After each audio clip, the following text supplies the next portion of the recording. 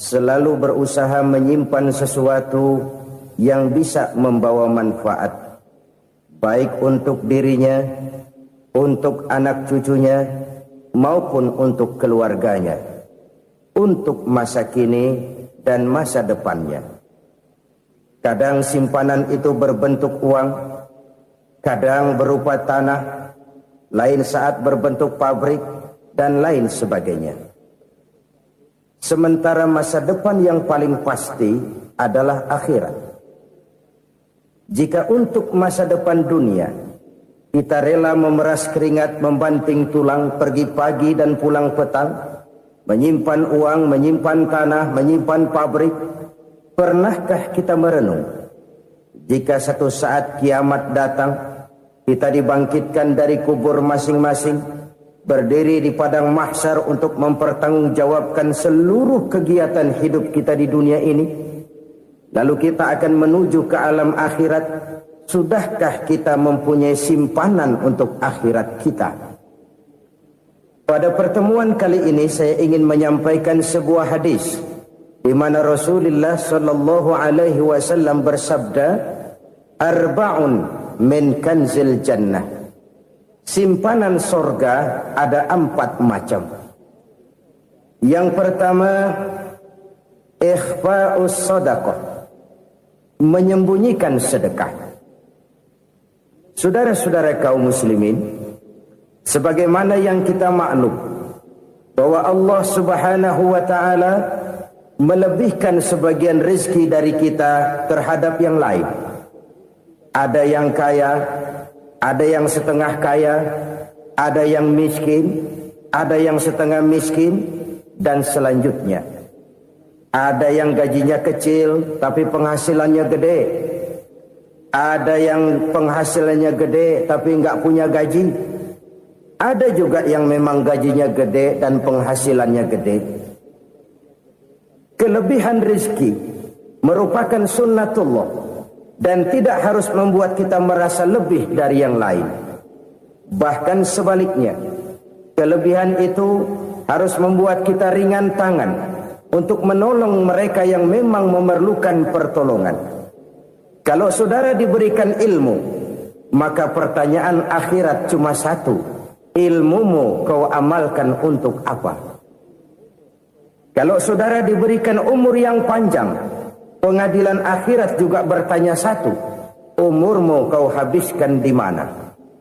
Tapi kalau saudara diberikan harta, pengadilan akhirat akan bertanya 2: hartamu kau dapat dari mana? Kau belanjakan kemana?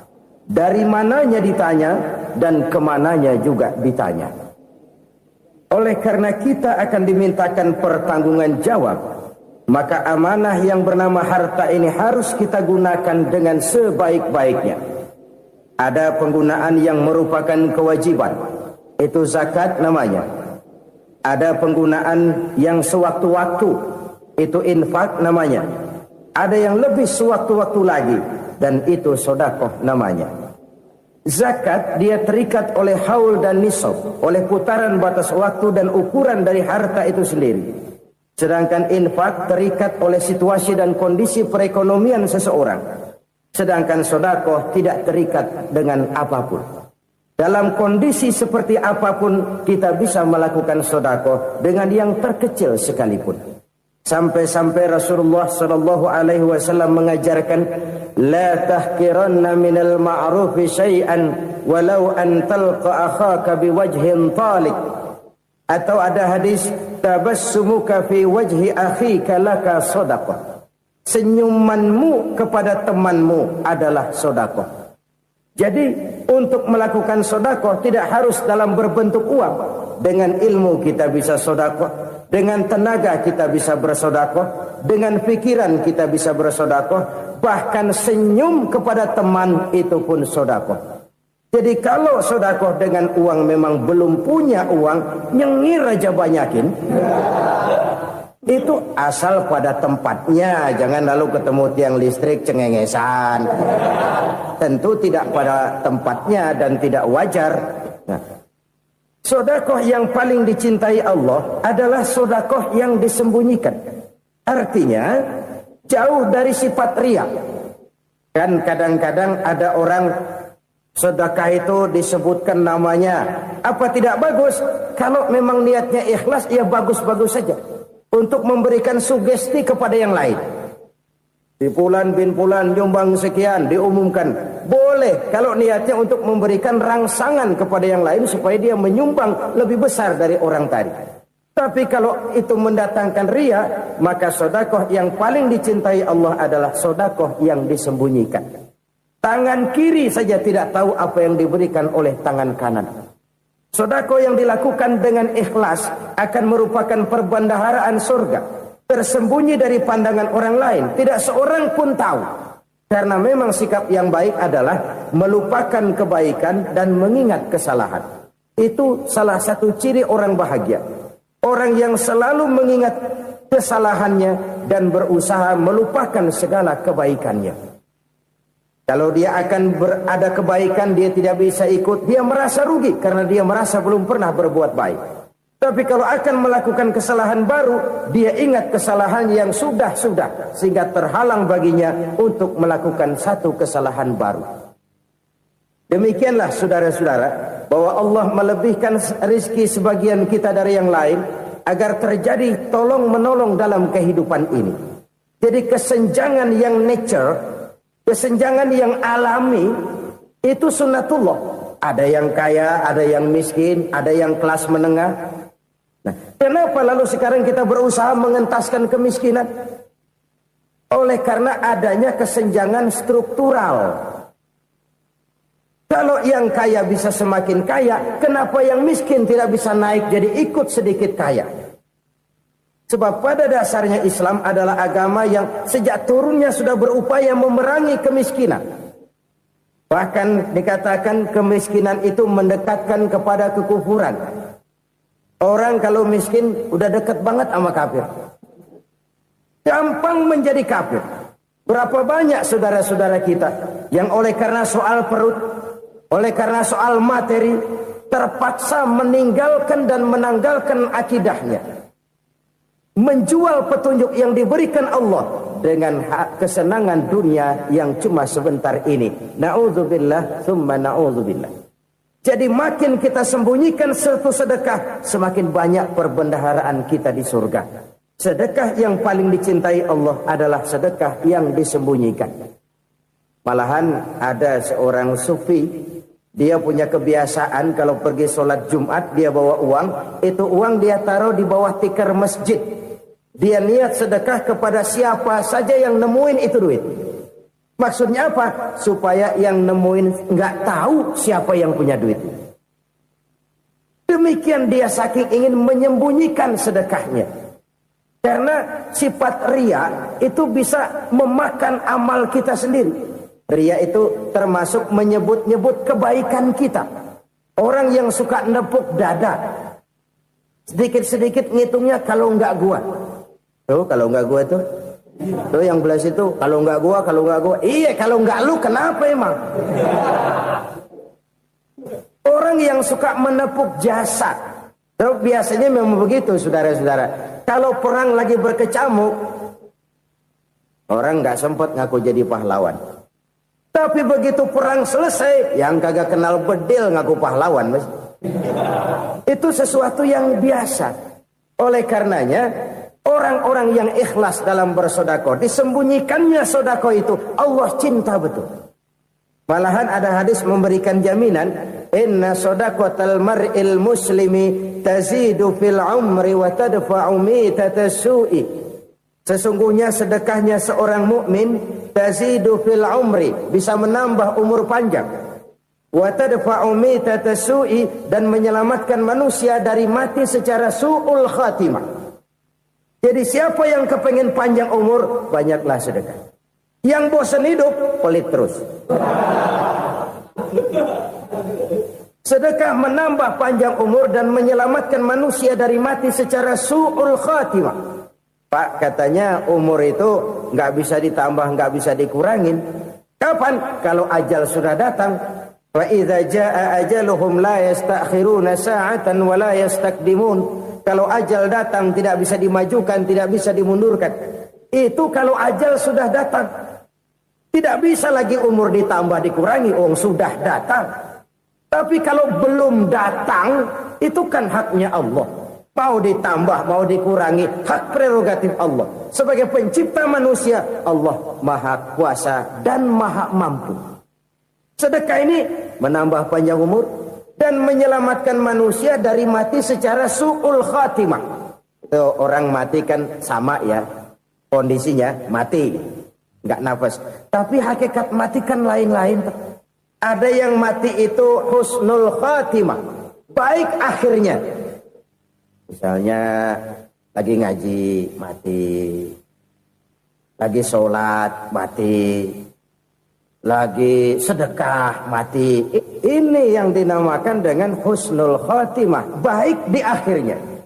Sebaliknya ada yang su'ul khatimah, jelek di akhirnya. Ini yang jadi catatan akhir. Lagi nyekek botol, mampus. Lagi banting kartu, modar. Su'ul khatimah, jelek pada akhirnya. Sedekah menyelamatkan manusia dari mati secara su'ul khatimah. Dan kita semua kepengen mendapat husnul khatimah, jauh dari su'ul khatimah. Oleh sebab itu yang bisa menyelamatkan kita dari penyakit itu antara lain adalah sedekah yang disembunyikan. Yang dikerjakan dengan ikhlas karena Allah. Tidak karena kepengen dipuji orang, tidak karena ingin dikatakan orang pemurah, sebab orang dermawan itu orang yang memberi tanpa harus diminta. Kalau masih harus diminta, ya belum dermawan namanya, masih harus diminta. Kalau nggak diminta ya tulus, lolos, polos. Saudara-saudara kaum muslimin rahimakumullah. Harta adalah amanat dan akan kita pertanggungjawabkan. Allah melebihkan rizki sebagian kita dari yang lain agar kita saling tolong menolong, bantu membantu. Nabi janjikan siapa yang meringankan beban saudaranya muslim di dunia, Allah akan meringankan bebannya di akhirat nanti. Sebuah jaminan dari baginda Nabi. Si orang yang kita bantu barangkali tidak bisa membalas, Allah yang akan membalas lewat jalan lain yang tidak pernah kita sangka-sangka. Ada orang tanya, Pak, ini ada orang nyumbang masjid sambil marah-marah, bagaimana? Saya bilang sumbangannya aja ambil, marahnya jangan. Marahnya jangan diambil, itu urusan dia. Saudara-saudara kaum muslimin rahimakumullah. Umat Islam ini kan umat yang punya potensi besar. Kadang kita merenung, kenapa kadang-kadang pembangunan masjid kok lambat sekali? Kalau hotel hari ini peletakan pertama, bulan depan peresmian. Supermarket hari ini peletakan batu pertama, minggu depan peresmian. Tapi kalau sudah yang namanya masjid, kadang-kadang peletakan batu pertama sekaligus jadi batu terakhir. 3 tahun, 4 tahun, campur nebar jalak di jalanan, duit dijaring kayak ikan sepat. Apa tidak ada orang Islam yang kaya? Banyak. Apa tidak ada pengusaha muslim yang jadi konglomerat? Ada. Lalu yang belum banyak itu yang komit terhadap nilai-nilai agamanya. Akhirnya kita jatuh jadi umat yang lemah. Belum ada pengusaha konglomerat muslim buka pabrik supermi cap beduk misalnya umpamanya atau pabrik kecap cap sorban supaya identitas keislamannya sedikit kelihatan. Kita jatuh jadi umat yang lemah karena potensi tidak terinventarisir dengan baik. Kita ini ibarat kompor yang cuma matengin nasi orang lain. Potensi kita dimanfaatkan oleh orang lain. Ukhuwah Islamiyah kita baru terbatas kepada silaturahmi. Ukhuwah di bidang ekonomi kita lemah, ukhuwah di bidang kebudayaan kita lemah, apalagi ukhuwah di bidang politik kita lebih rapuh lagi. Padahal ukhuwah itu adalah totalitas kehidupan manusia, menyangkut ipolexosbud, memerlukan nilai-nilai ukhuwah. Jadi oleh karena itu mari kita menyadari di dalam harta kita, walaupun kita yang cari, pergi pagi, pulang sore, peras keringat, banting tulang, di sana ada harta anak yatim. Di sana ada hak masjid. Di sana ada hak pesantren, di sana ada hak jihad. Berbahagialah seseorang apabila dia oleh Allah dijadikan keran. Keran itu menyimpan air, tapi tidak untuk dirinya, tapi disalurkannya kepada mereka yang memang memerlukannya. Saudara-saudara kaum muslimin rahimakumullah, ini yang pertama. Jadi perbendaharaan surga adalah menyembunyikan sedekah. Orang lain nggak tahu, kita pun nggak pernah ngitung-ngitung. Kita anggap lewat begitu saja, padahal itu deposit akhirat. Satu. Yang kedua, perbendaharaan surga itu apa? Wa kitmanul musibah, menyembunyikan kesulitan. Kadang orang takut menghadapi kesulitan. Tapi makin kita merenung, hidup ini kan sebenarnya urusan. Takut sama urusan, ya jangan hidup. Tandanya orang hidup itu kalau punya urusan. Urusan melupakan problem. Problem sering menimbulkan kesulitan. Kesulitan bukan untuk ditakuti, tapi untuk diatasi dan dicarikan jalan keluarnya. Siapa sih orangnya yang gak pernah sulit-sulit? Makin tinggi status sosialnya, makin gede urusannya. Makin tinggi kualitas imannya, makin berat tingkat kesulitannya. Cuma memang yang namanya enak itu seperti pelangi. Biang lala itu nggak pernah di atas kepala kita, di atas kepala orang melulu. Lo sih enak lo, kata kita. Dia juga bilang, yang enak kan lo.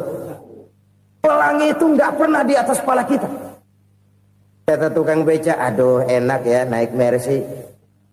Kata tukang beca, apa yang di dalam mobil Mercy? Aduh enak bener tukang beca, di jok ngeringkuk ngorok pulas bener.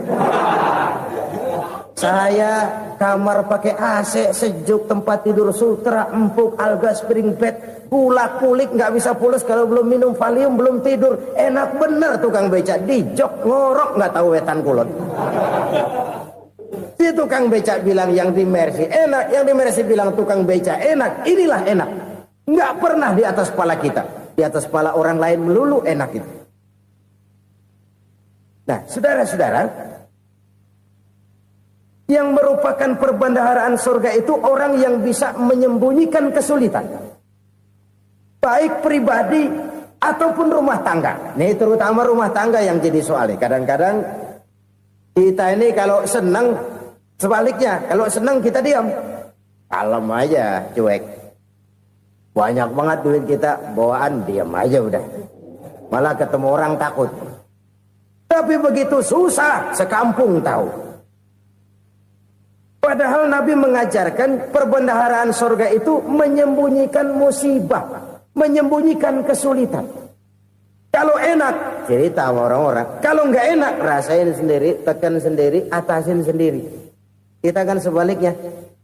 Senang kita diam, asal lagi susah, paling tidak kita nyari teman buat cerita kesusahan.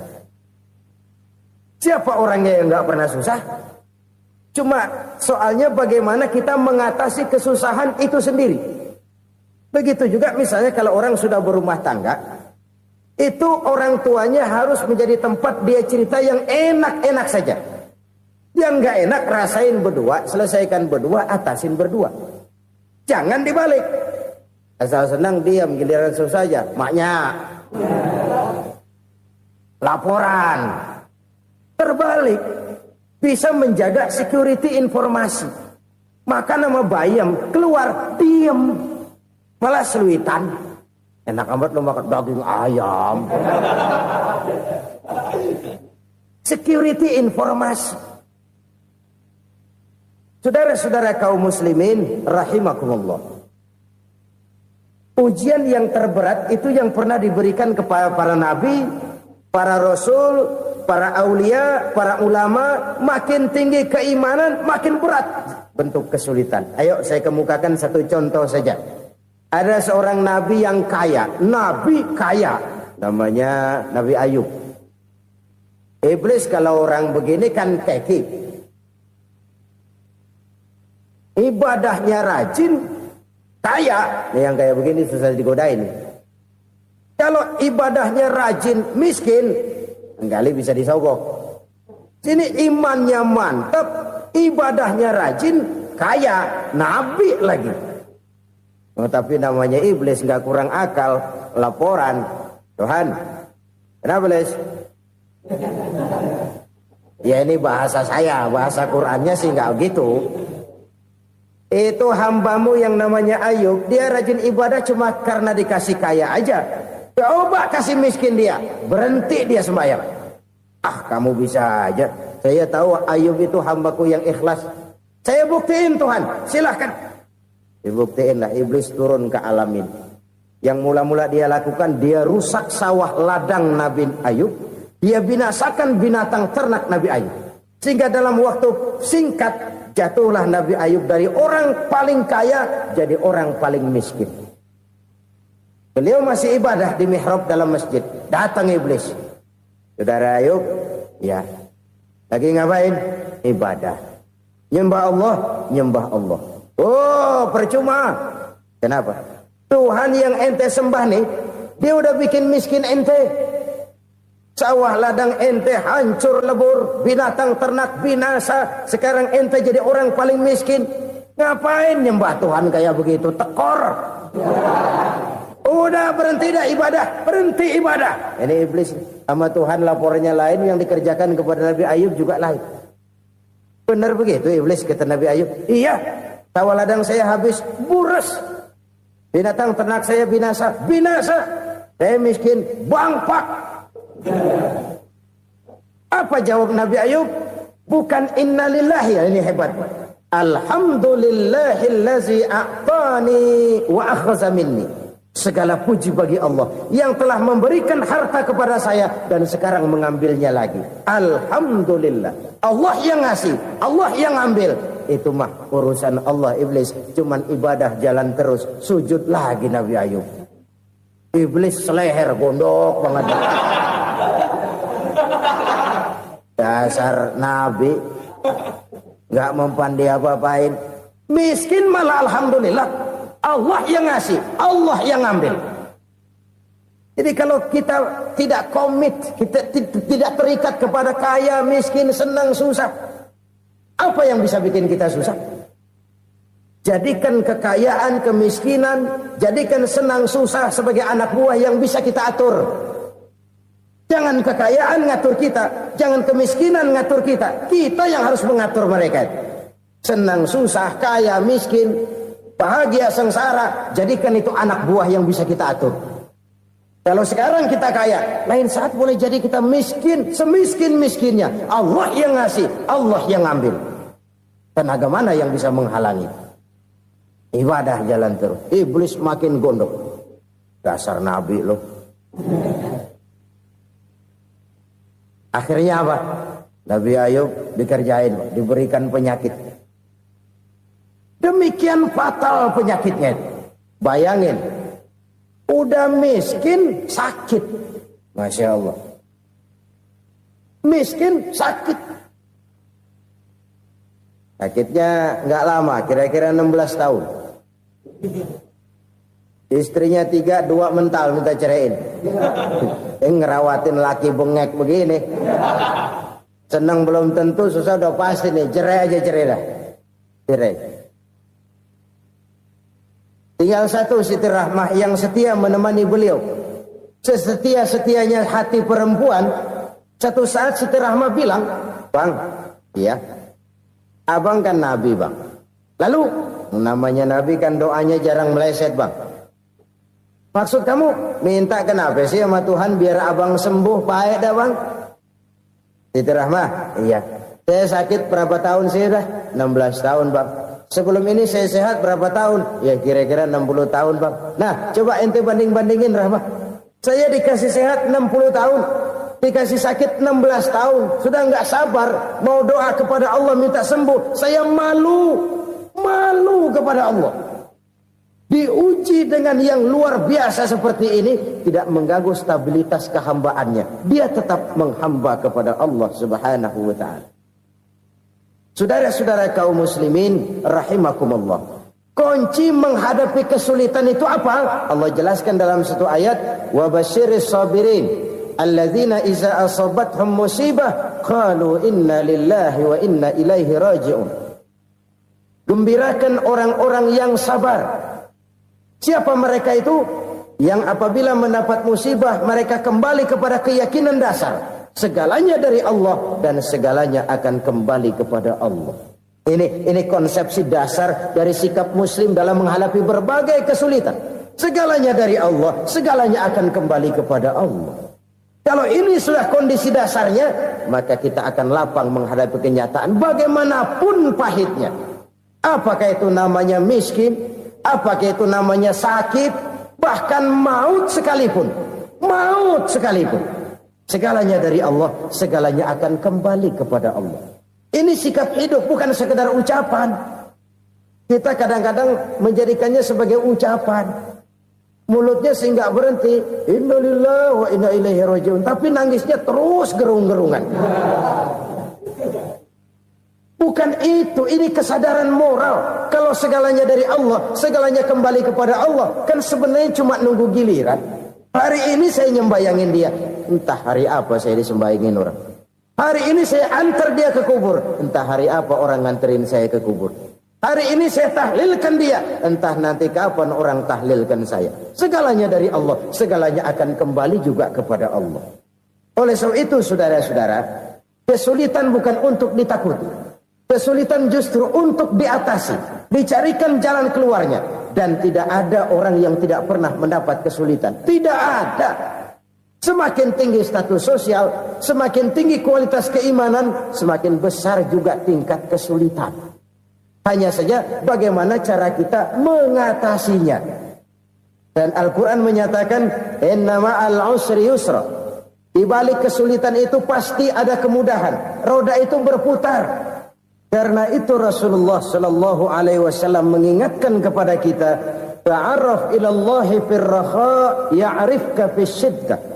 Ingatlah kepada Allah di waktu kamu senang, supaya Allah ingat kepada kamu di waktu kamu susah.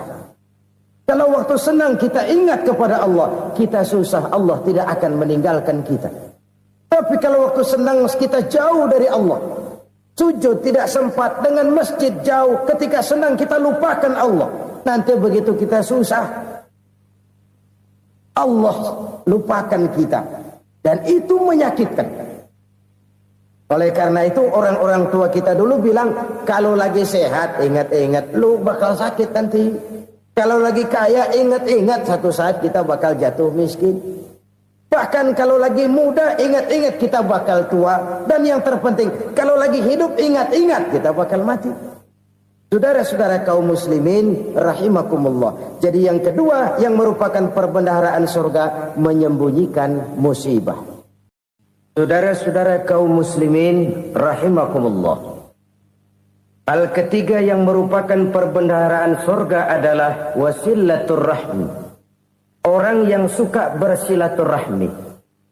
Sebagaimana yang kita maklum bahwa manusia adalah makhluk yang disebut zon politika.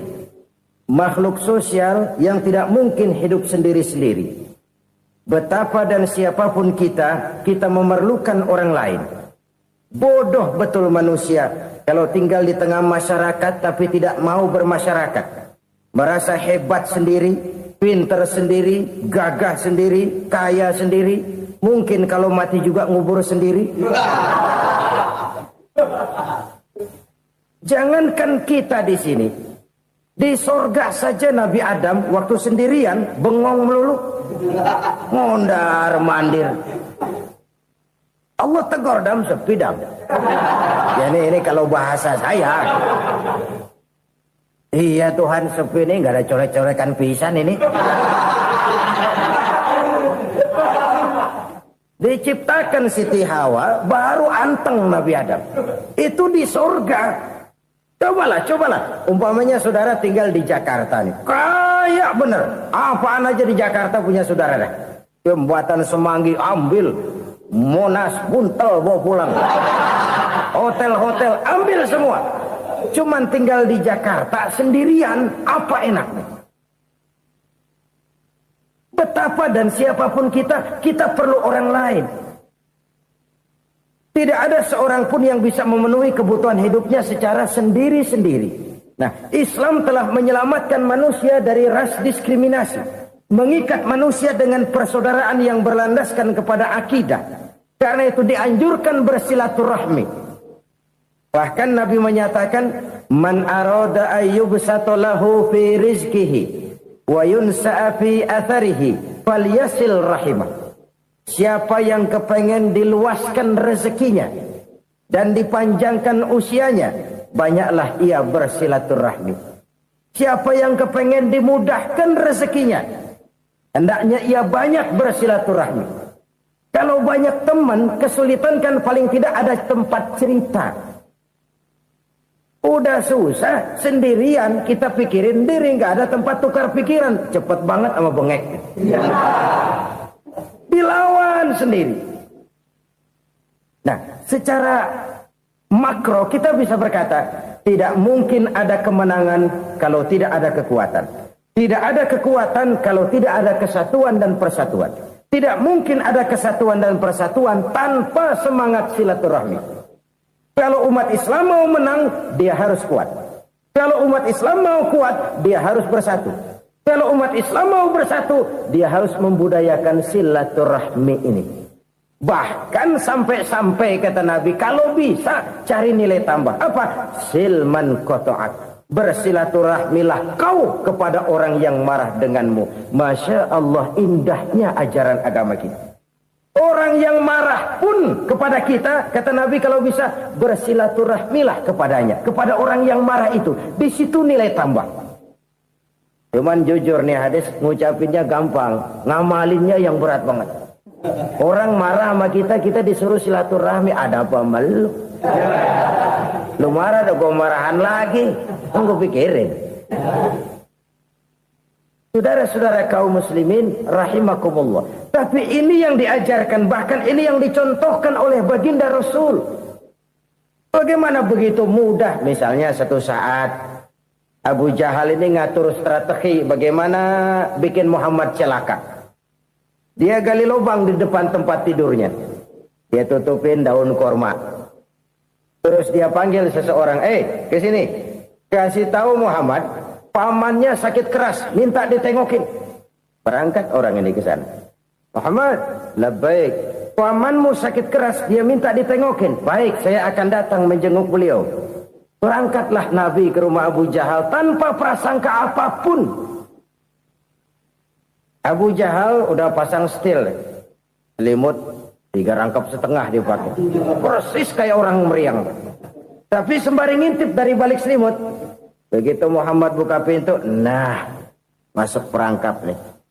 Muhammad jalan menuju tempat pembaringan. Makin lama makin dekat, makin lama makin dekat, makin dekat ke lubang yang dipasang oleh Abu Jahal itu. Dalam hati Abu Jahal, terus dah jatuh, mampus dah lo ini. Mampus lo hari ini nih. Apa yang terjadi? Malaikat Jibril datang. Muhammad, pamanmu cuma pura-pura sakit. Di depan tempat tidurnya ada lubang perangkap supaya kamu jatuh ke situ. Sudah, kamu pulang. Balik kanan Nabi.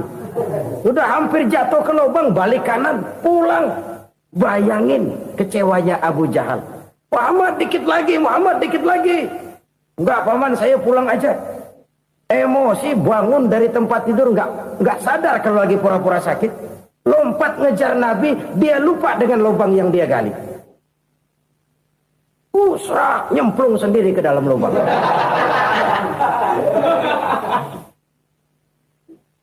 Nabi terus berlalu. Ini terjadi keanehan. Jatuh ke lubang yang dia gali itu sebenarnya nggak terlalu dalam ya, antara 3-4 meteran lah. Tolong saya jatuh ke lubang ini. Datanglah pelayan-pelayannya itu. Angkat saya dari sini. Oh, yang ngulurin tambang. Satu gulung, belum juga nyampe itu tambah. Kurang, beli lagi ke warung. Sambung, ulur lagi, nggak juga bisa sampai. Wah, ini kerjaan Muhammad ini. Tolong, siapa salah seorang kamu ke rumah Muhammad, kasih tahu encangnya kecebur. Minta ditolongin.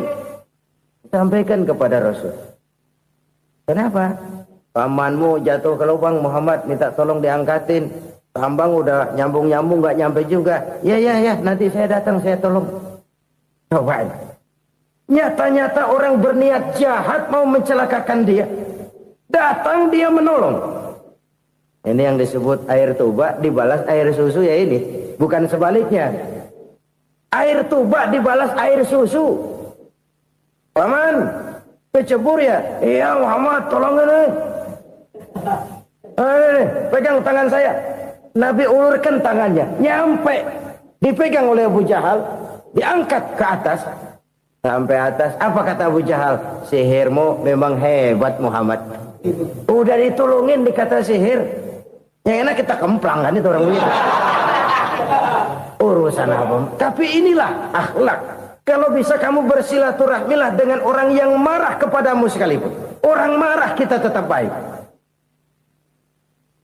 So, kalau kita berbuat baik sama orang yang memang baik, rasanya sih biasa-biasa aja. Orang baik kita baik lagi. Ya draw aja, belum ada nilai tambah di situ. Baru ada nilai tambah kalau kita bisa berbuat baik kepada orang yang nyakitin kita. Itu namanya kita setingkat di atas dia. Dia sakitin kita, kita berbuat baik sama dia. Dia pelit sama kita, kita baik sama dia. Dia marahin kita, kita deketin dia. Di situ kita punya nilai tambah.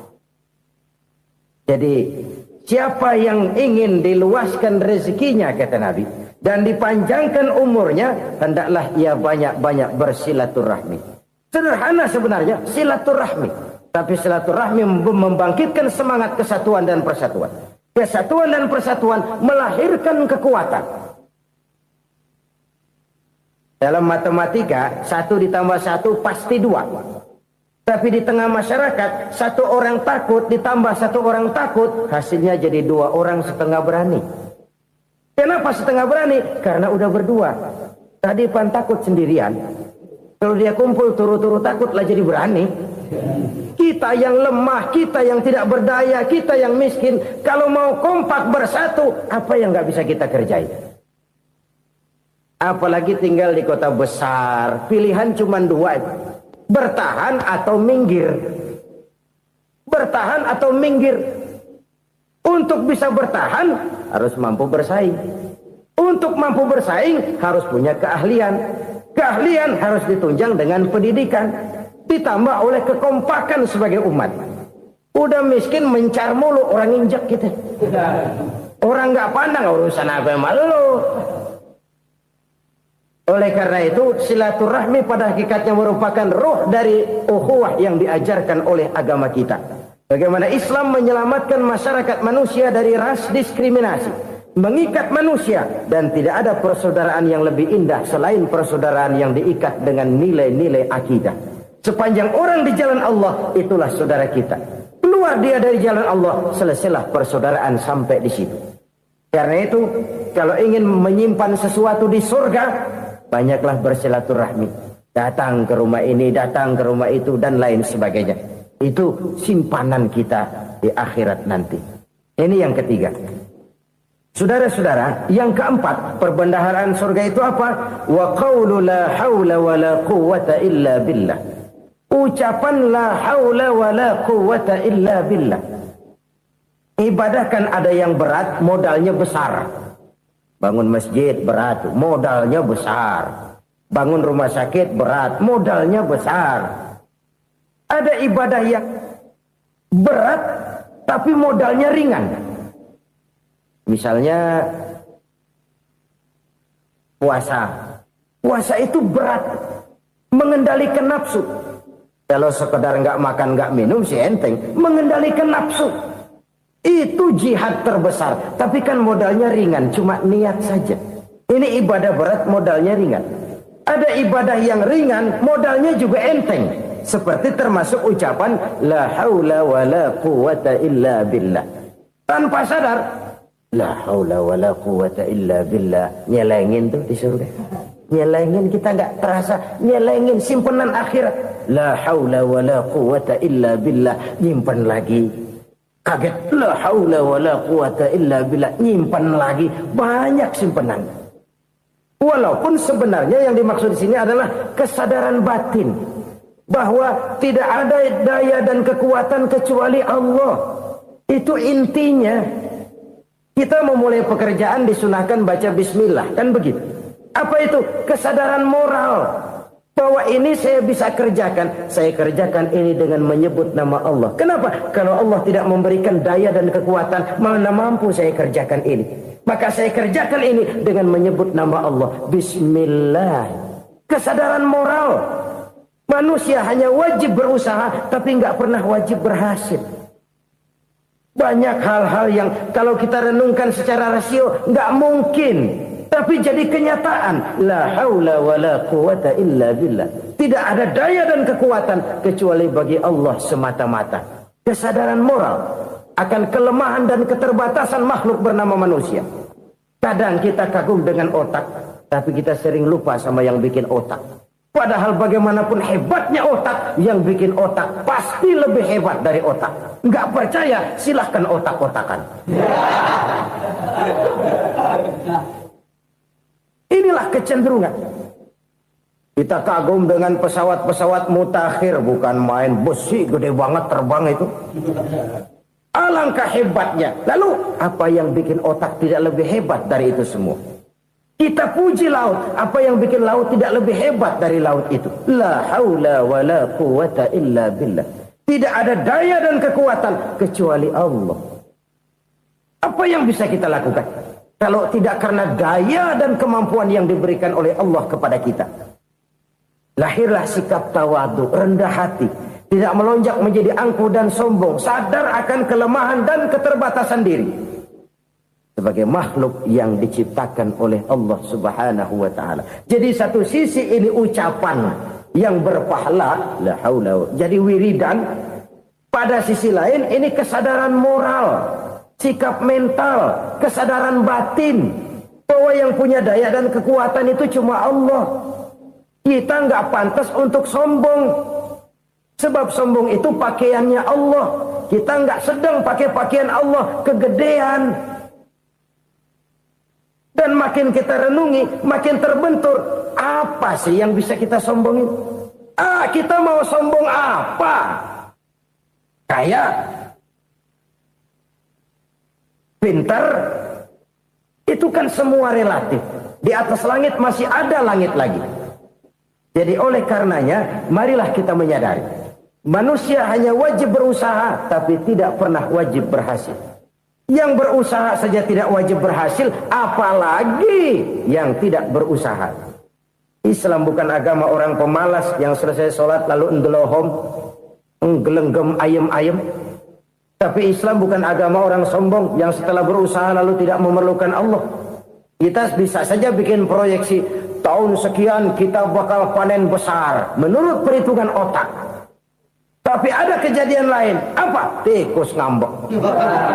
Habis itu dimakanin tikus, panen gagal. Proyeksi rasional gagal oleh tikus-tikus yang ngambek itu. Bisa saja terjadi. Tahun depan kita panen besar. Urung. Kenapa? Musim panas panjang. Dan sekarang ini koran-koran bikin berita musim mengalami penyelewengan. Bukan cuma manusia yang nyeleweng sekarang. Musim pakai nyeleweng. Mestinya kan musim hujan udah selesai. Masih hujan-hujan juga. Musim. Nah sekarang kita boleh bikin proyeksi, kita bakal panen besar. Tahu-tahu musim panas panjang, sawah retak, air kering. Cari teknokrat yang paling botak, suruh pendekin tuh musim panas. La haula wa la quwata illa billah. Inilah kesadaran moral. Saudara, saya teringat satu saat ada seorang konglomerat. Umurnya ya kira-kira 70-an. Suatu saat dia ditanya oleh wartawan, Pak, umur Bapak berapa sih? Ya paling 10 tahun. 10 tahun? 10 tahun? Anak Bapak berapa orang? Satu saja? Satu. Harta Bapak berapa? Ya paling-paling bangsa 7 juta kali. 7 juta? Iya. Pak, kenapa Bapak bohongi saya? Bapak punya buku biografi. Koran-koran, majalah-majalah banyak memuat cerita riwayat hidup Bapak. Saya tahu umur Bapak 70. Kenapa bilang cuma 7 tahun? Saya tahu anak Bapak 8. Kenapa cuma bilang 1? Saya tahu harta bapak miliaran, mungkin triliunan, pabrik di mana-mana, bank di mana-mana. Kenapa bilang uang bapak cuma 7 juta? Nah, kata si konglomerat tadi, kamu benar nak, kamu benar. Umur saya kalau jumlahnya memang 70 nak. Cuman ingat-ingat saya, baru 7 tahun terakhir ini saya sujud. Baru 7 tahun terakhir ini saya berusaha dekat dengan Allah. Saya laksanakan perintahnya, saya jauhi larangannya. 7 tahun inilah rasanya yang ada nilainya di hadapan Allah. Yang 63 tahun matong, kelabu, kelem umur gue.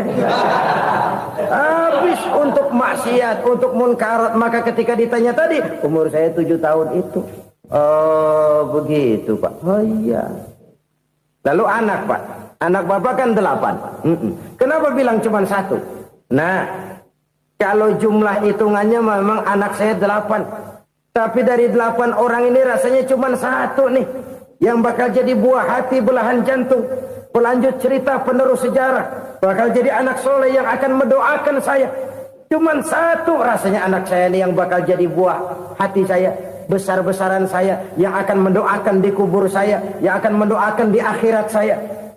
Yang 7 orang mana, Masya Allah, yang atu tenggeng, yang atu nyekek botol mulu, yang atu nggak karu-karuan. Makanya saya bilang 1 anak saya yang akan bisa mendoakan saya. Oh begitu Pak. Iya.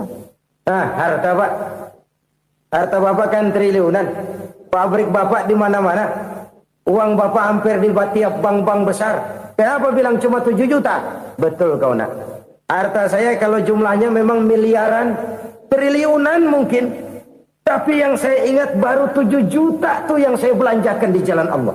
Saya nyumbang masjid, saya santuni yatim piatu, saya bantu pembangunan pesantren, saya bantu pembangunan rumah sakit Islam. Itu yang akan saya bawa pulang ke akhirat, yang 7 juta itu.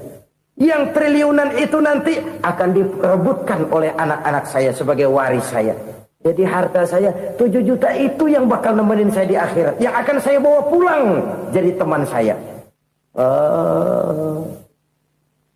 Saudara-saudara kaum muslimin, jangan-jangan orang tua itu adalah kita-kita ini. Jangan-jangan kita-kita ini adalah orang tua itu. Jangan-jangan itu potret dari diri kita masing-masing. Dari sekian umur yang diberikan Allah, berapa tahun yang ada nilainya di hadapan Allah? Dari sekian anak-anak yang merupakan amanah, berapa yang akan mendoakan kita sebagai orang tuanya menjadi anak soleh? Dari sekian banyak harta yang diberikan Allah, berapa yang akan kita bawa pulang menghadapnya nanti, yang kita belanjakan di jalan Allah? Ini sebuah potret kehidupan. Karena itu kita kembali kepada la haula wa la quwwata illa billah. Kita wajib berusaha, kita wajib berikhtiar. Selebihnya, segala daya dan kekuatan hanya milik Allah saja semata-mata. Satu kesadaran batin dari setiap pribadi muslim. Setelah ia berusaha dan berikhtiar, ia menyerahkannya kepada Allah Subhanahu wa ta'ala. Jadi, satu sisi ini merupakan wiridan ucapan yang mengandung pahala. Pada sisi lain, ini merupakan sikap batin dari seorang muslim di dalam ia menghadapi realitas kehidupan ini. Saudara-saudara kaum muslimin, rahimakumullah. Kalau ini kita jadikan satu basis kehidupan, maka ini akan menyelamatkan manusia dari kemungkinan tergelincir menjadi orang yang lupa diri dan lupa darat. Sebab itu Imamul Ghazali berpesan, jadidis safinah fa innal bahra amiq wa khuziz zad fa inna safara ba'id wa khaffifil hamla fa innal hamla sadid. Perbarui selalu kapalmu karena lautan sangat dalam. Bawa bekal yang banyak karena perjalanan ini sangat jauh. Ringankan beban karena kebanyakan beban akan menyakitkan. Alangkah indah kalimat ini, alangkah dalam makna yang terkandung di sana. Perbarui selalu kapalmu karena lautan sangat dalam. Apa artinya ini? Jaga mentalmu baik-baik. Pelihara imanmu baik-baik karena hidup penuh cobaan seperti lautan. Kita kalau berlayar di lautan kan kadang-kadang tenang, angin bertiup sepoi-sepoi basah. Jika malam datang bintang gemintang bertabur menghias cakrawala. Rembulan memantulkan sinarnya dengan indah. Dalam keadaan begitu berlayar enak. Tapi lain saat ombak menggunung, halilintar menyambar, angin topan bertiup. Berapa banyak sudah saudara-saudara kita yang tenggelam di lautan dunia tanpa sadar bahwa dia belum sampai kepada pantai yang akan dituju. Berapa banyak sudah saudara-saudara kita yang tenggelam di lautan dunia ini tanpa sempat bangkit lagi. Dia menyangka sudah sampai kepada tujuannya. Hati-hati kapal jangan sampai bocor karena lautan sangat dalam. Iman ini jaga baik-baik karena hidup penuh dengan ujian. Wa khuzizat fa inna safara ba'id. Bawa bekal yang banyak karena perjalanan sangat jauh. Saudara mau ke Bandung, bawa duit. Saudara mau ke Surabaya, banyakan lagi duitnya. Saudara mau ke Mekah, gepokan, iketan tuh duit nggak lembaran lagi. Makin jauh perjalanan, makin banyak bekal yang harus kita bawa. Kalau saudara dari Jakarta mau ke Surabaya, kagak bawa duit berangkat juga, itu sih bukan berani namanya, nekat. Sampai Surabaya belum tentu, sengsara di jalan udah pasti. Kenapa? Nggak bawa bekal berangkat. Sama juga kita nih, misalnya belum sempat sembahyang, mati. Waduh, berani banget orang. Belum punya bekal, mati. Sengsara di jalan. Atau bekal tidak cukup. Dari Jakarta saudara mau ke Surabaya, bawa duit 500 perak. Paling jauh Cikampek nyampenya itu. Paling jauh itu. Antara jauhnya perjalanan dengan bekal yang saudara bawa tidak seimbang. Hidup ini perjalanan panjang. A walking tour. Dimulai dari alam arwah. Sebelum jasad diciptakan, roh diciptakan lebih dulu. Dari situ pindah ke alam rahim. Dari alam rahim pindah ke alam dunia. Dari alam dunia pindah ke alam barzah. Baru menuju akhirat. Satu perjalanan panjang. Kalau bekal tidak bawa, sengsara di jalan. Bawa bekal yang banyak karena perjalanan ini sangat jauh. Wa khaffifil hamla, ringankan beban karena beban itu cuma akan menyulitkan. Kalau bekal itu sih keperluan, tapi beban nggak kita perluin, coba ngeberat-beratin. Apa ini beban? Dosa, kecurangan, kebatilan, kezoliman, ketidakadilan, kesewenang-wenangan. Itu akan jadi beban kita di akhirat. Alangkah celakanya, perjalanan panjang, bekal tidak bawa, beban kelewat banyak, alamat sengsara di jalan. Pahala tidak ada, dosa berlipat ganda. Na'udzubillah, summa na'udzubillah.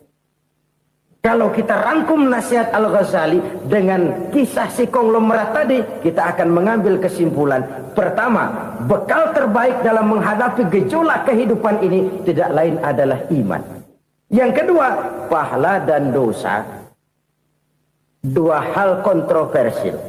Pahala adalah bekal, dosa adalah beban. Tapi kita sekarang kan tidak begitu terangsang kepada yang abstrak. Orang berlomba mencari yang konkret-konkret saja. Yang real. Kalau memang dosa, benjol dong. Kira-kira begitu. Kira-kira begitu. Persis orang Yahudi dulu. Orang Yahudi itu kan pernah minta kepada Nabi Musa. Ya Musa, lan nu'mina laka hatta narallaha jahrah. Musa, kami nggak bakal mau beriman kepada Allah kalau belum kami lihat Allah ada nongkrong di depan kami. Kalau memang Tuhan ada, taruh dong di depan kami. Mau yang konkret-konkret saja. Kalau memang dosa, benjol dong. Kalau memang pahala, berasa dong. Orang terangsang kepada yang real, yang konkret-konkret saja. Karena itu, untuk mengejar dosa, orang mau bayar. Tapi untuk mengejar pahala, walaupun tidak bayar, orang segan. Ini yang dikatakan oleh Nabi, kamu mengharapkan ke surga, tapi kamu berat melaksanakan sesuatu yang bisa membawa kamu ke surga. Kamu ingin jauh dari neraka, tapi tiap saat kamu lakukan perbuatan-perbuatan yang justru menjerumuskan kamu ke neraka. Idda'aitum an-najata minan nar wa ramaitum fiha anfusakum.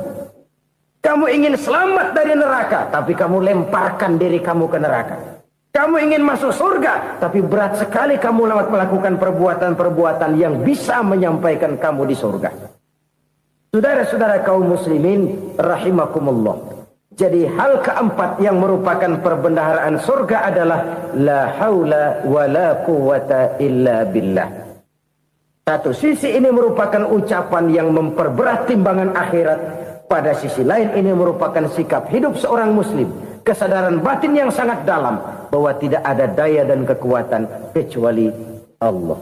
Dan itu kita simbolkan pada saat memulai pekerjaan dengan bismillah, dengan menyebut nama Allah. Satu kesadaran moral, saya hanya bisa melakukan ini karena diberikan daya dan kekuatan oleh Allah.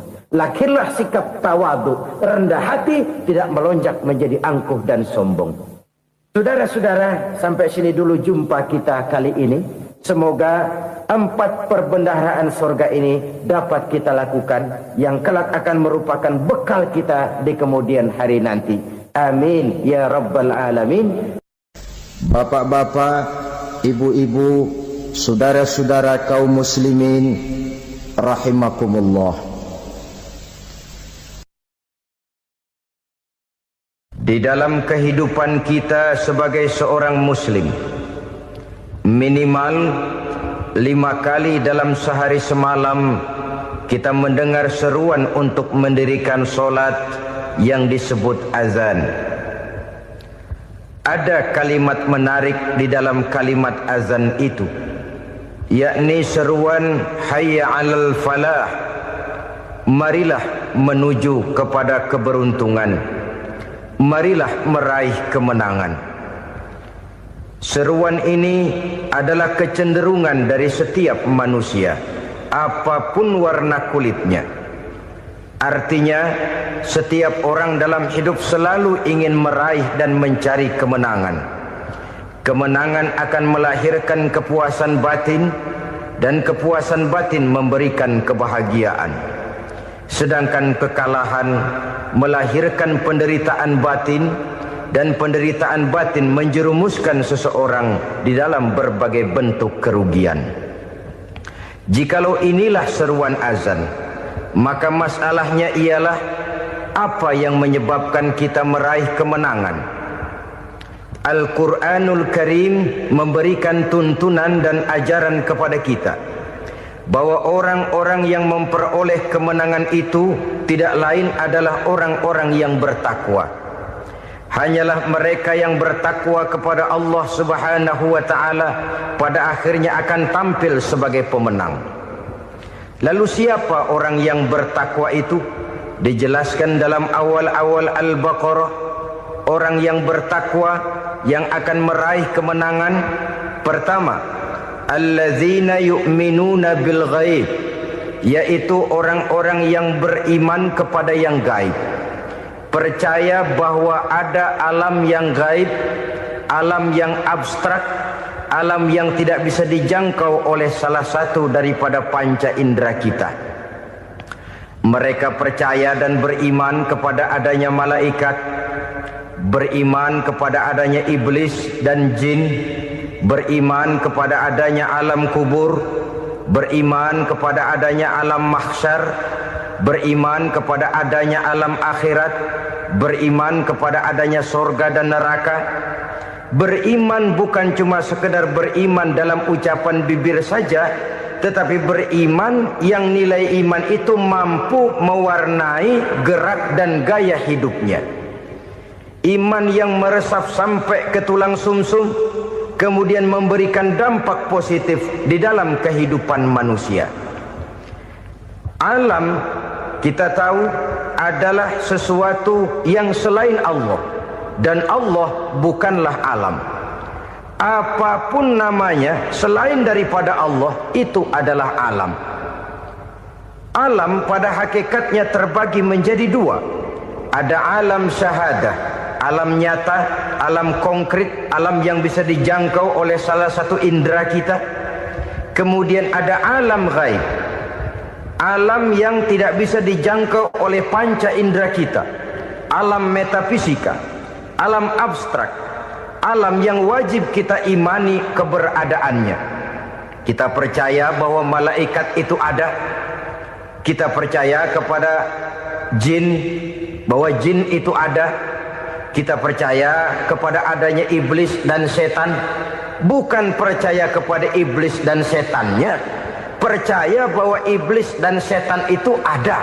Itu termasuk salah satu daripada sifat orang yang bertakwa kepada Allah. Saudara-saudara kaum muslimin rahimakumullah, kecenderungan pembangunan yang lebih bersifat materialistis biasanya menggeser aspek kehidupan rohani. Orang berpikir empiri, dan dalam pola pikir yang demikian maka alam gaib tidak lagi mendapat perhatian. Aspek kehidupan yang bersifat rohaniah malah mulai ditinggalkan. Akibatnya terjadilah kepincangan di dalam kehidupan kita. Pernah ada satu pengalaman pribadi dalam perjalanan kembali ke tanah air. Dalam pesawat di sebelah kanan saya duduklah seorang Jerman namanya Heiner Simonsen. Iseng saya ajak kenalan, saya ajak ngobrol, saya tanya dia. Saya bilang, Mas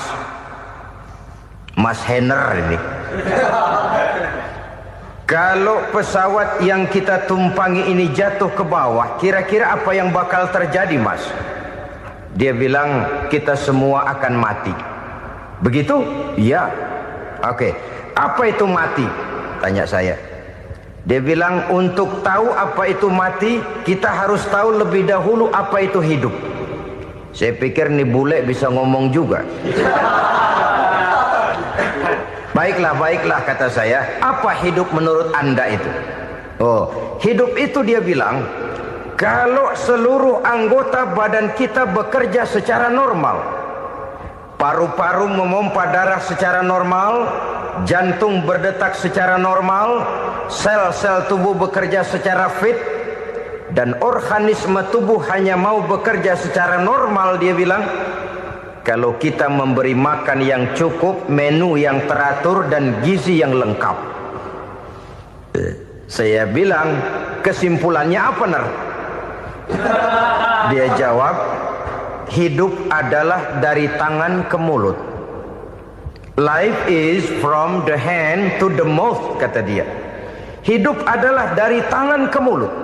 Jadi masalah hidup tidak lebih daripada masalah isi perut. Orang pergi pagi, pulang sore, peras keringat, banting tulang, perut yang dibelain. Saya bilang, you are wrong. Sampean salah, Ner. Kamu orang Islam bukan? Bukan. Pantas. Kenapa saya salah? Dia bilang, ya jelas salah. Salahnya di mana? Kamu ini manusia. Kalau hidup cuma dari tangan ke mulut, saya bilang, kambing di kampung saya juga begitu pikirannya, Ner.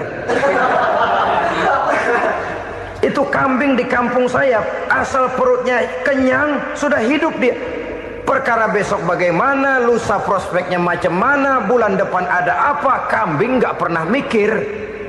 Di kampung saya kambing juga pikirannya begitu. Kamu Kristen ya? Tadinya. Loh kok tadinya, lalu apa sekarang kamu ini?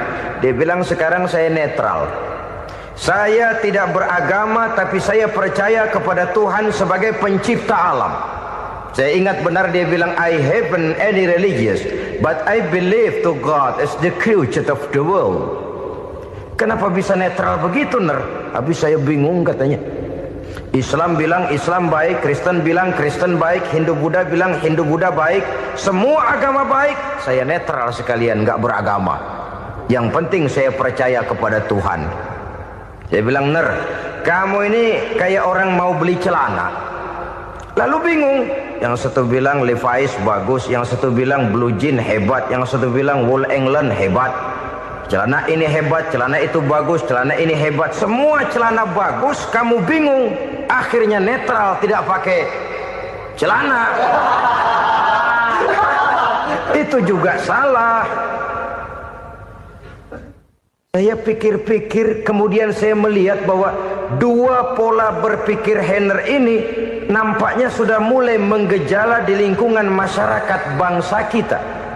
Disadari atau tidak, secara jujur kita harus berkata, dua pola pemikiran Heiner ini mulai berkembang di tengah masyarakat bangsa kita. Pertama, pola pikir materialisme. Hidup adalah dari tangan ke mulut. Masalah hidup tidak lebih masalah isi perut. Itu yang perlu dibela, dan disitulah arti kehidupan. Pergi pagi, pulang sore, peras keringat, banting tulang untuk mempertahankan perut. Kalau sudah kemari cara orang berpikir, maka buat apa percaya kepada yang gaib? Untuk apa sholat? Untuk apa puasa? Untuk apa zakat? Untuk apa menghadiri majelis taklim? Tanpa kepercayaan kepada yang gaib, hidup berjalan menurut alur empiris dan materialis. Kalau sudah ke sana cara orang berpikir, biasanya orang lalu cenderung menghalalkan segala cara. Hanyalah orang yang percaya bahwa akhirat ada.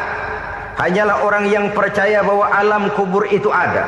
Hanyalah orang yang percaya bahwa malaikat itu ada, hidupnya akan lebih terarah dan terkendali.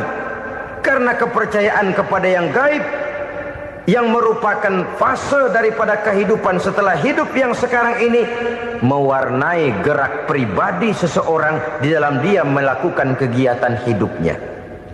Pola berpikir materialisme, disadari atau tidak, mulai menggejala di lingkungan masyarakat bangsa kita. Hidup tidak lebih dari urusan tangan ke mulut, mulut ke tangan, tangan ke mulut. Asal perut sudah kenyang, hiduplah sudah. Perkara bagaimana prospek hari yang akan datang, bagaimana akhirat, tidak jadi persoalan. Ini yang oleh Nabi diperingatkan, ad-dunya sijnul mu'min wa jannatul kafir. Dunia adalah penjara bagi orang beriman dan surga bagi orang kafir. Dulu di zaman Belanda hadis ini pernah disalah tafsirkan, disalah artikan, digunakan sebagai senjata untuk mengkebiri dan membuat impoten umat Islam. Sudahlah umat Islam gak usah macam-macam, kata Belanda.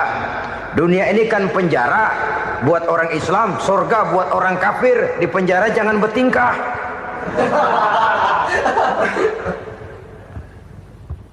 Pengertiannya tidak begitu.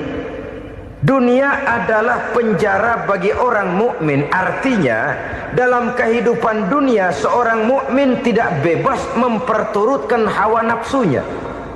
Di penjara hawa nafsunya itu. Sebaliknya, surga bagi orang-orang kafir. Buat orang kafir, surgalah dunia ini. Mereka bebas memperturutkan hawa nafsunya. Dilarang tidak terlarang, dicegah pun tidak tercegah. Mereka hidup menurut alur bisikan nafsu mereka sendiri. Kemudian bila ajal datang, maut merenggut nyawa, selesailah surganya sampai di situ. Maka bagi orang-orang yang tidak percaya kepada adanya akhirat, kepada adanya alam gaib, surganya sebatas umurnya. Sekali lagi, surganya sebatas umurnya. Bila umur selesai, ajal pun datang merenggut nyawa, selesailah sudah surganya sampai di situ. Alangkah pendeknya perjalanan orang-orang yang tidak percaya kepada alam gaib ini.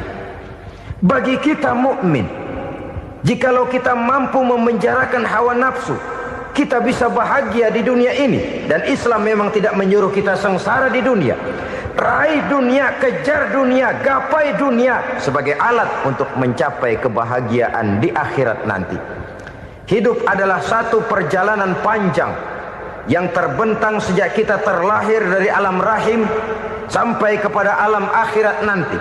Andai kata kita gagal meraih kebahagiaan di dunia, toh kita masih punya akhirat. Tapi jangan jadi dalil yang melemahkan semangat. Biarin dah kita di dunia kebelangsak, yang penting akhirat. Akhirnya dunia benar-benar kebelangsak. Bagaimana dunia ini bisa kita raih, dan bagaimana meraih dunia untuk menunjang kepentingan akhirat nanti. Yang kedua, dari pikiran Heiner yang saya lihat menggejala di lingkungan masyarakat bangsa kita, timbulnya manusia-manusia netral. Seolah-olah Tuhan yes, agama no. Sama Tuhan percaya, agama ogah. Tuhan ngangguk, giliran agama godeng. Padahal hampir dalam setiap ayat dalam Quran, kata-kata amanu biasanya bergandeng dengan wa amilus shalihat. iman dan amal soleh. Ini sebagai isyarat Tuhan dan agama jangan pernah dipisah-pisah. Apabila kita bertuhan, maka kita harus beragama. Apabila kita beragama, maka agama itu harus bersumberkan dari Tuhan yang kita imani itu. Tidak mungkin kita pisah, Tuhan yes, agama no. Sama Tuhan percaya tapi agama bikin sendiri. Sembayangnya cukup bengong 2 jam madep ngulon.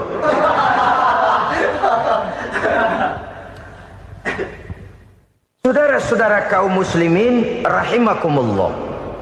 Jadi dengan demikian, agama yang kita akui merupakan unsur mutlak di dalam pembangunan sekarang ini, merupakan bagian dari kehidupan yang menuntun kita bahwa di balik alam nyata ini, di balik alam syahadah ini ada alam gaib. Dan mudabbir, murabbi, yang mengatur, yang menguasai, yang memelihara baik dia alam nyata, baik dia alam gaib, tidak lain adalah Allah Subhanahu wa ta'ala. Di sana ada satu super power, satu maha kekuatan yang kita perlu bersandar kepadanya. Sebagai makhluk nyata yang hidup di alam nyata, berbuatlah secara nyata sebagaimana harusnya kita berbuat. Karena Islam jelas bukan agamanya orang pemalas. Islam jelas bukan agamanya orang yang mengajarkan setelah selesai sholat boleh duduk, nggelenggem ayam-ayam, ndelohom, menghitung bintang di langit sambil menunggu keajaiban. Tidak. Islam adalah agama yang mengajarkan apabila sholat sudah selesai kamu kerjakan, bertebaranlah di permukaan bumi, cari karunia Tuhanmu. Jangan hidup berpangku tangan menunggu keajaiban. Karena hidup bukan undian. Jangan berharap untung besar tanpa mau peras keringat.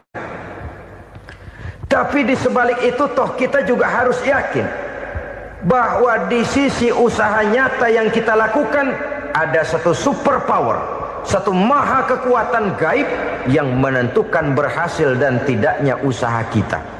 Kepercayaan kepada hal semacam inilah yang mendorong kita untuk mempunyai sandaran vertikal, agar jikalau usaha ini berhasil kita tidak lupa diri dan lupa daratan.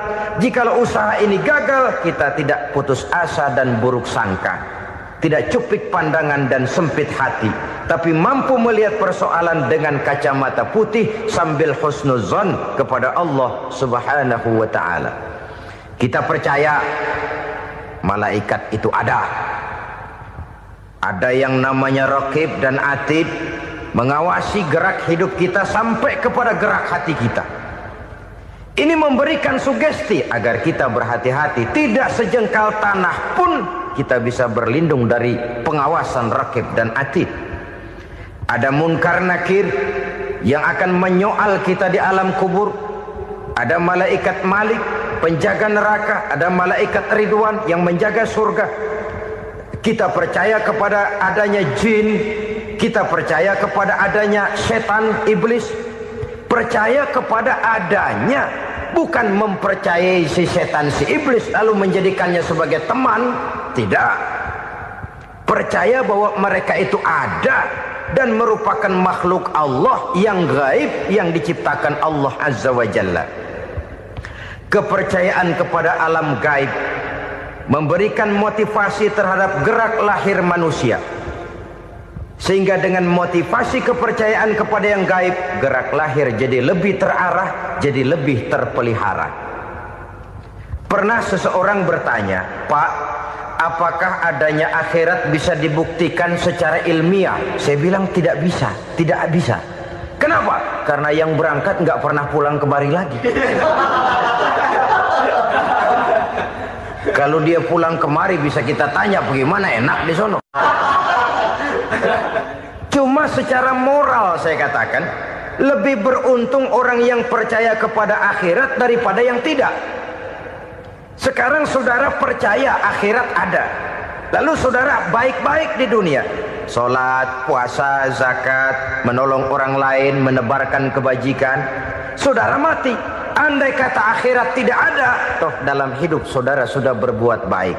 Paling tidak nama saudara akan dikenang sebagai orang baik. Sebaliknya, saudara percaya, kata saya, bahwa akhirat tidak ada, lalu hidup semau-maunya, tenggelam dalam maksiat dan munkarat, menentang Allah, tidak mau ruku dan sujud, lalu saudara mati, kemudian akhirat ada, ayo mau apa? Bekal tidak punya. Jadi secara moral lebih beruntung orang yang percaya kepada adanya akhirat daripada yang tidak percaya. Dan itu alam gaib yang tidak bisa dibuktikan secara eksat. Jangankan untuk membuktikan seperti itu, dalam kehidupan sehari-hari saja yang kita rasakan tidak selalu berbentuk toh. Angin, bagaimana sih bentuknya angin? Kita tidak tahu. Merah, buktinya kalau dikerok merah. Yang merah itu kulit, yang kulit kita bukan anginnya. Sakit, rasa sakit itu ada, tapi bagaimana bentuk sakit? Kita nggak pernah tahu. Kalau kita makan cabai pedas, bagaimana bentuk pedas itu tidak ada, tapi rasa ada. Bentuk pedas hijau, cabainya bukan pedasnya.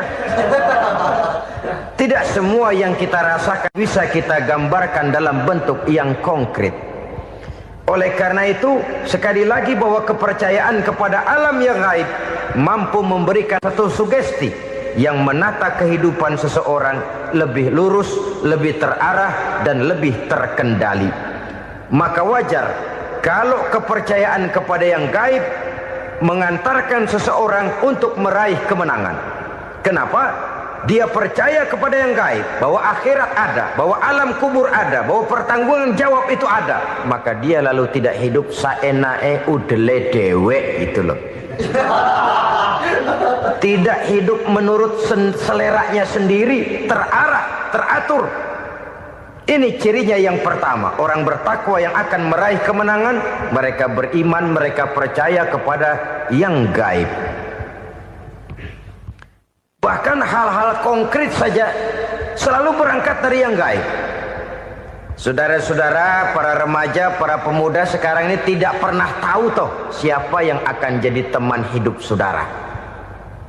Kita bisa saja ngerancang, mentargetkan, tapi toh akhirnya yang namanya jodoh bukan kekuasaan kita.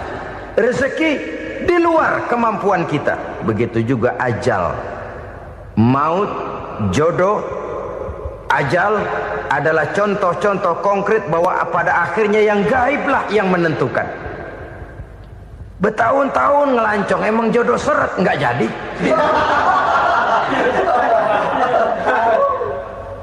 Begitu kenal baru setengah malam nginep ditangkap hansip kan. Hal-hal semacam itu kadang-kadang kita berpikir suuzon, gilet, perempuannya cakep banget, lakinya rebek amat. Memang begitulah jodohnya. Memang begitulah jodohnya. Saudara hadirin ma'asyiral muslimin yang saya hormati, jadi hal-hal yang konkret saja kita yakini sepenuhnya ditentukan oleh satu superpower yang gaib itu tadi. Dari sanalah segala ketentuan itu berangkat dan kesanalah segalanya akan kembali. Maka kepercayaan kepada yang gaib meluruskan gerak hidup seseorang dan itu akan mengantarkan dia kepada meraih kemenangan. Satu. Yang kedua, wa yuqimuna shalah. Orang bertakwa yang akan meraih kemenangan itu adalah orang-orang yang mendirikan sholat. Kenapa sholat mengantarkan orang untuk meraih kemenangan? Yang jelas, inna sholata tanha anil fahsya'i wal munkar. Sholat mampu mencegah manusia dari perbuatan keji dan munkar. Banyak filsafat hidup yang terkandung di dalam sholat ini. Sejak kita wudhu sampai kita menghadap ke arah kiblat, sampai kita melakukan gerak-gerak sholat, bacaan-bacaan yang ada di dalam sholat, lalu sampai kepada mengucapkan salam. Banyak filsafat hidup yang terkandung di dalam sholat. Umpamanya saja, setelah takbiratul ihram, mulai kita dengan sholat dalam posisi berdiri. Diajarkan dalam kitab-kitab fikih agar kita melihat ke arah tempat sujud. Ini kan filsafat kehidupan.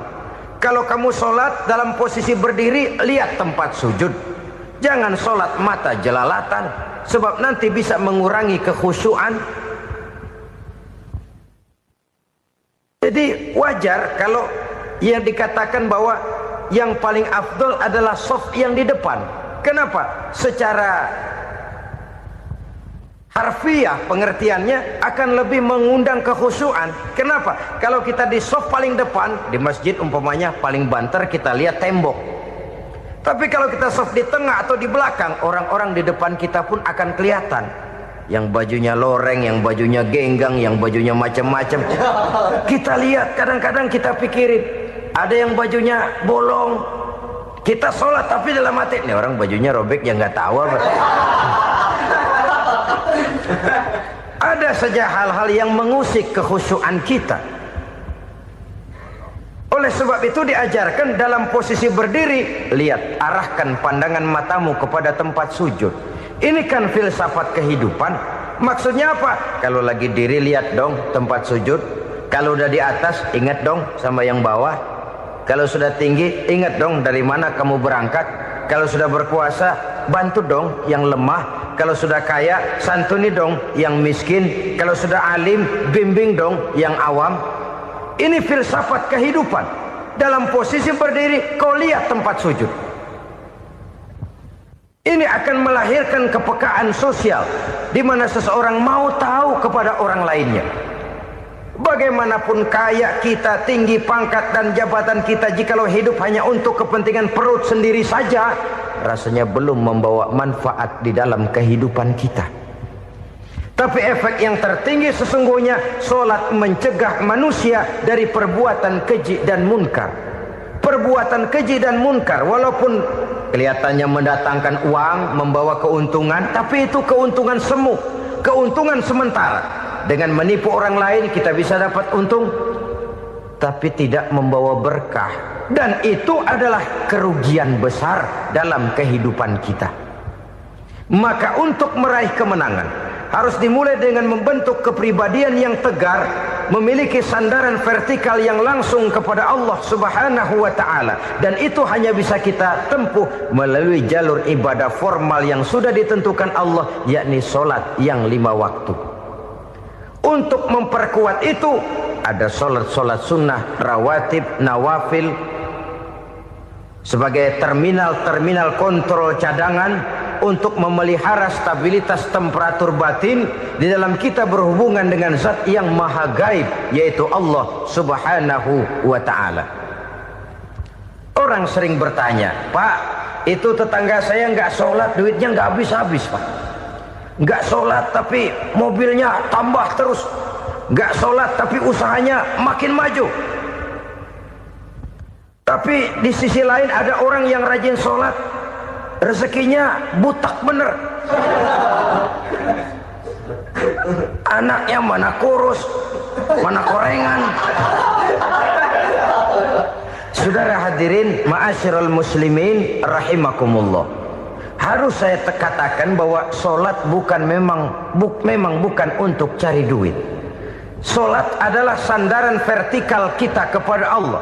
Sedangkan soal rezeki itu berkaitan dengan sifat Allah maha pengasih dan maha penyayang. Allah maha pengasih, siapapun dikasih kalau mau usaha. Allah maha penyayang, tidak semua orang disayang oleh Allah Azza wa Jalla. Dan belum tentu banyak harta itu merupakan nikmat. Mungkin juga istidraj. Artinya istidraj itu dikasih tapi diambulin, kalau bahasa Betawinya itu.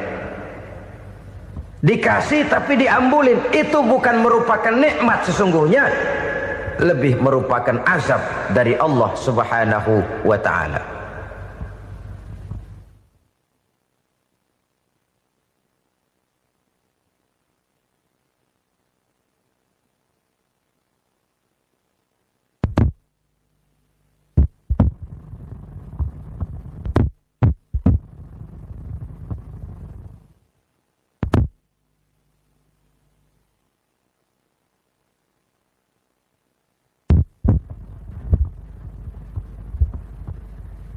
Agama mempunyai sistem sholat, dan kita umat Islam telah dituntun oleh Allah Subhanahu wa ta'ala yang wajibnya 5 kali dalam sehari semalam mendirikan sholat, dan itu tentu berada dalam jangkauan kemampuan manusia.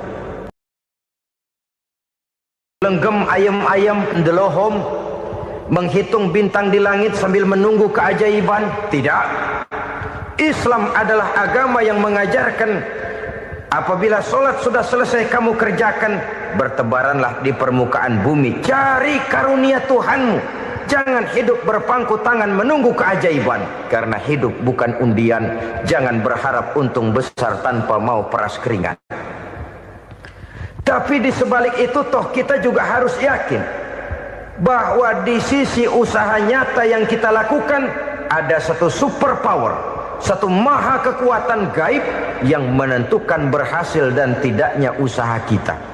Kepercayaan kepada hal semacam inilah yang mendorong kita untuk mempunyai sandaran vertikal, agar jikalau usaha ini berhasil, kita tidak lupa diri dan lupa daratan.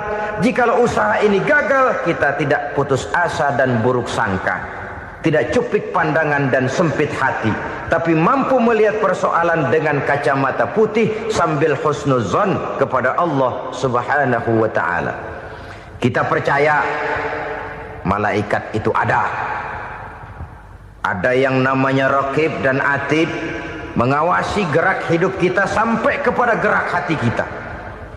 Ini memberikan sugesti agar kita berhati-hati, tidak sejengkal tanah pun kita bisa berlindung dari pengawasan raqib dan atid. Ada munkar nakir yang akan menyoal kita di alam kubur. Ada malaikat Malik, penjaga neraka. Ada malaikat Ridwan yang menjaga surga. Kita percaya kepada adanya jin, kita percaya kepada adanya setan, iblis. Percaya kepada adanya, bukan mempercayai si setan, si iblis lalu menjadikannya sebagai teman. Tidak. Percaya bahwa mereka itu ada dan merupakan makhluk Allah yang gaib, yang diciptakan Allah Azza wa Jalla. Kepercayaan kepada alam gaib memberikan motivasi terhadap gerak lahir manusia, sehingga dengan motivasi kepercayaan kepada yang gaib, gerak lahir jadi lebih terarah, jadi lebih terpelihara. Pernah seseorang bertanya, "Pak, apakah adanya akhirat bisa dibuktikan secara ilmiah?" Saya bilang tidak bisa, tidak bisa. Kenapa? Karena yang berangkat nggak pernah pulang kembali lagi. Kalau dia pulang kemari bisa kita tanya bagaimana enak di sono. Cuma secara moral saya katakan, lebih beruntung orang yang percaya kepada akhirat daripada yang tidak. Sekarang saudara percaya akhirat ada, lalu saudara baik-baik di dunia, sholat, puasa, zakat, menolong orang lain, menebarkan kebajikan. Saudara mati, andai kata akhirat tidak ada, toh dalam hidup saudara sudah berbuat baik, paling tidak nama saudara akan dikenang sebagai orang baik. Sebaliknya, saudara percaya, kata saya, bahwa akhirat tidak ada, lalu hidup semau-maunya, tenggelam dalam maksiat dan munkarat, menentang Allah, tidak mau ruku dan sujud. Lalu saudara mati, kemudian akhirat ada. Ayo, mau apa? Bekal tidak punya. Jadi secara moral lebih beruntung orang yang percaya kepada adanya akhirat daripada yang tidak percaya. Dan itu alam gaib yang tidak bisa dibuktikan secara eksat. Jangankan untuk membuktikan seperti itu, dalam kehidupan sehari-hari saja yang kita rasakan tidak selalu berbentuk toh. Angin, bagaimana sih bentuknya angin? Kita tidak tahu. Merah, buktinya kalau dikerok merah. Yang merah itu kulit, yang kulit kita bukan anginnya. Sakit, rasa sakit itu ada, tapi bagaimana bentuk sakit kita nggak pernah tahu. Kalau kita makan cabai pedas, bagaimana bentuk pedas itu tidak ada, tapi rasa ada.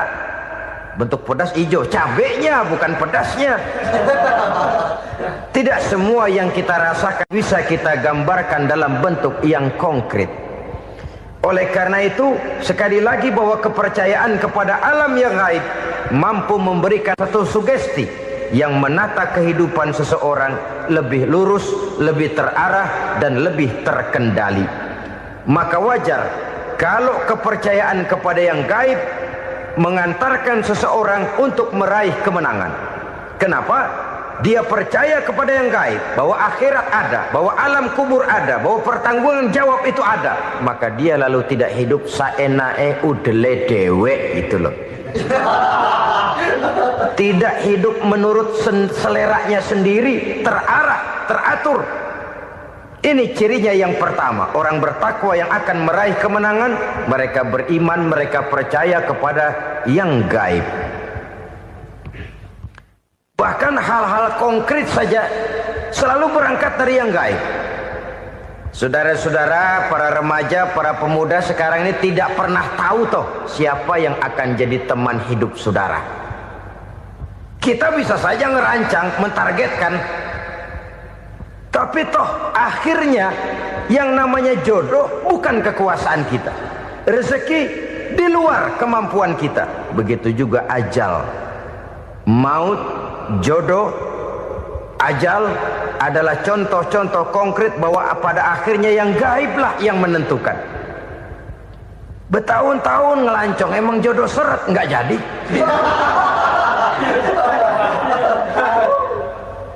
Begitu kenal baru setengah malam nginep ditangkap Hansip kan. Hal-hal semacam itu kadang-kadang kita berpikir suuzon, gile, perempuannya cakep banget, lakinya rebek amat. Memang begitulah jodohnya. Memang begitulah jodohnya. Saudara hadirin ma'asyiral muslimin yang saya hormati, jadi hal-hal yang konkret saja kita yakini sepenuhnya ditentukan oleh satu superpower yang gaib itu tadi. Dari sanalah segala ketentuan itu berangkat dan kesanalah segalanya akan kembali. Maka kepercayaan kepada yang gaib meluruskan gerak hidup seseorang dan itu akan mengantarkan dia kepada meraih kemenangan. Satu. Yang kedua, wa yuqimuna shalah. Orang bertakwa yang akan meraih kemenangan itu adalah orang-orang yang mendirikan sholat. Kenapa sholat mengantarkan orang untuk meraih kemenangan? Yang jelas, inna sholata tanha anil fahsya'i wal munkar. Sholat mampu mencegah manusia dari perbuatan keji dan munkar. Banyak filsafat hidup yang terkandung di dalam sholat ini. Sejak kita wudhu, sampai kita menghadap ke arah kiblat, sampai kita melakukan gerak-gerak sholat, bacaan-bacaan yang ada di dalam sholat, lalu sampai kepada mengucapkan salam. Banyak filsafat hidup yang terkandung di dalam sholat. Umpamanya saja, setelah takbiratul ihram mulai kita dengan sholat dalam posisi berdiri, diajarkan dalam kitab-kitab fikih agar kita melihat ke arah tempat sujud. Ini kan filsafat kehidupan. Kalau kamu sholat dalam posisi berdiri, lihat tempat sujud. Jangan sholat mata jelalatan, sebab nanti bisa mengurangi kekhusyuan. Jadi wajar kalau yang dikatakan bahwa yang paling afdol adalah shaf yang di depan. Kenapa? Secara harfiah pengertiannya akan lebih mengundang kekhusyuan. Kenapa? Kalau kita di shaf paling depan di masjid umpamanya paling banter kita lihat tembok. Tapi kalau kita shaf di tengah atau di belakang, orang-orang di depan kita pun akan kelihatan. Yang bajunya loreng, yang bajunya genggang, yang bajunya macam-macam. Kita lihat, kadang-kadang kita pikirin, ada yang bajunya bolong. Kita sholat tapi dalam hati, nih orang bajunya robek yang nggak tahu apa. Ada saja hal-hal yang mengusik kekhusyuan kita. Oleh sebab itu diajarkan dalam posisi berdiri, lihat, arahkan pandangan matamu kepada tempat sujud. Ini kan filsafat kehidupan. Maksudnya apa? Kalau lagi diri lihat dong tempat sujud. Kalau udah di atas ingat dong sama yang bawah. Kalau sudah tinggi ingat dong dari mana kamu berangkat. Kalau sudah berkuasa bantu dong yang lemah. Kalau sudah kaya santuni dong yang miskin. Kalau sudah alim bimbing dong yang awam. Ini filsafat kehidupan. dalam posisi berdiri, kau lihat tempat sujud. Ini akan melahirkan kepekaan sosial, di mana seseorang mau tahu kepada orang lainnya. Bagaimanapun kaya kita, tinggi pangkat dan jabatan kita, jikalau hidup hanya untuk kepentingan perut sendiri saja, rasanya belum membawa manfaat di dalam kehidupan kita. Tapi efek yang tertinggi sesungguhnya, solat mencegah manusia dari perbuatan keji dan munkar. Perbuatan keji dan munkar, walaupun kelihatannya mendatangkan uang, membawa keuntungan, tapi itu keuntungan semu, keuntungan sementara. Dengan menipu orang lain kita bisa dapat untung, tapi tidak membawa berkah. Dan itu adalah kerugian besar dalam kehidupan kita.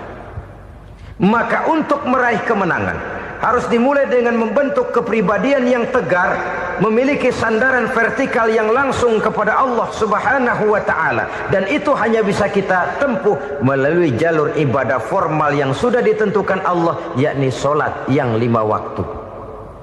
Untuk memperkuat itu, ada solat-solat sunnah, rawatib, nawafil, sebagai terminal-terminal kontrol cadangan untuk memelihara stabilitas temperatur batin di dalam kita berhubungan dengan zat yang maha gaib, yaitu Allah Subhanahu wa ta'ala.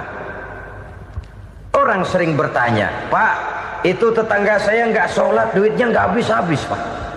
Nggak sholat tapi mobilnya tambah terus, nggak sholat tapi usahanya makin maju. Tapi di sisi lain ada orang yang rajin sholat, rezekinya butak bener.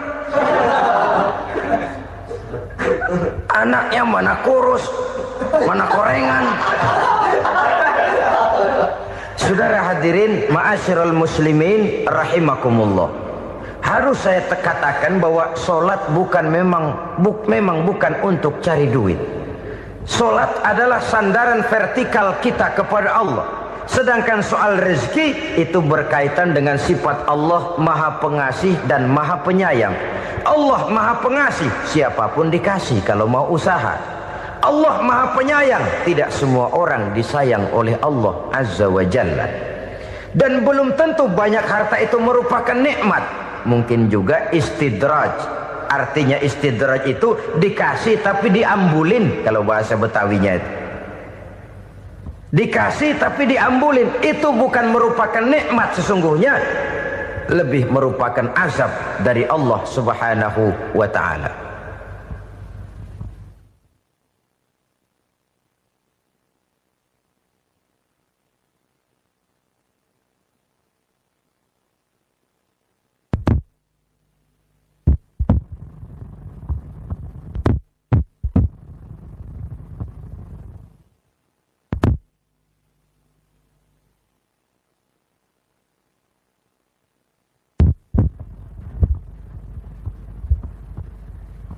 Agama mempunyai sistem solat, dan kita umat Islam telah dituntun oleh Allah Subhanahu wa ta'ala yang wajibnya 5 kali dalam sehari semalam mendirikan solat, dan itu tentu berada dalam jangkauan kemampuan manusia. Pada awalnya barangkali kita memang merasa solat itu satu kewajiban, tapi semakin kita hayati makna, manfaat dan filsafat yang terkandung di dalam ajaran solat, semakin sampai kita kepada keyakinan bahwa solat adalah keperluan kita. Sehingga pada waktu tertentu dinilai puncaknya, kita tidak lagi akan berkata saya wajib solat, tapi kita akan berkata saya perlu solat. Kalau kita sudah merasakan itu adalah keperluan kita, nah di sanalah kita baru akan merasakan ruginya kalau hal itu tidak kita laksanakan. Sepanjang kita masih berkata saya wajib sholat, kita akan lebih merasakan dia sebagai beban ketimbang sebagai keperluan.